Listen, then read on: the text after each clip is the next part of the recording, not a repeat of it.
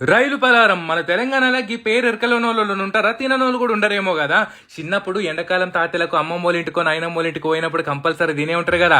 ఇంట్లో ఎవరు ఉంటారో వాళ్ళు మనిషికో చెయ్యి చేస్తేనే కదా ఈ పని తొందరగా అయిపోయేది. పాండ్రు గీయాల మా ఇంట్లో రైలు పలారం చేస్తుంది మా అమ్మ, మీకు కూడా చూపిస్తాం. ముందుగా 2 గిలాసుల నీళ్లు మంచిగా మరగబెట్టుకొని అందులో ఉప్పేసి 2 గిలాసులంత బియ్యం పిండి వేసేసి ఉప్పుకొని మంచిగా చల్లగైన తర్వాత ఇట్లా పిండి లెక్క పిసుకోవాలన్నట్టు.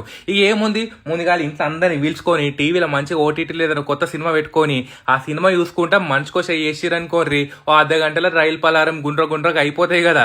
అవి మంచిగా స్టీమ్ చేసుకోవాలన్నట్టు. చూసారు కదా, 10 నిమిషాలలో ఇట్లా స్టీమ్ అయిపోతే ఇట్లనే ఆవగలుపుకొని తింటే కూడా బగ్గ రుచిగా ఉంటాయి, మీకు ఎరికే కావచ్చు. ఇక తాలిపేసుకోవాలంటే మనం ఏం చేసుకోవాలి, శనగపప్పు పెసరపప్పు నానబెట్టుకోవాలి. ఇక కొబ్బరి పచ్చిమిరపకాయలు నానబెట్టుకున్న పప్పులు ఉప్పు వేసి మిక్సీ పట్టుకోర్రి. ఇక కడాయిలో నూనె కాగిన తర్వాత ఆవాలు జీలకర్ర అల్లం ఎల్లిగడ్డ అట్లనే ఉల్లిగడ్డలు కళ్యామాకు మిక్సీ పట్టుకున్న పేస్ట్ ఉంది కదా అది వేసేసి మంచి గోలిన తర్వాత ఆల్రెడీ స్టీమ్ చేసుకున్న ఈ రైలు పలారం ఉన్నాయి కదా అవి వేసేసుకోవాలి. ఇంతకీ దీన్ని రైలు పలారం అని ఎందుకు అంటారు? ఇంతకు ముందు ట్రైన్ లో ఇట్లా కూర్చున్నప్పుడు బోరు కొడితే ఇట్లా వాళ్ళని వేసిర్రేమో, అందుకని రైలు పలారం అన్నారేమో కదా. ఏదైతే ఏముంది, మీకు రైలు పలారం ఎరికైతే కమెంట్ చేయరు.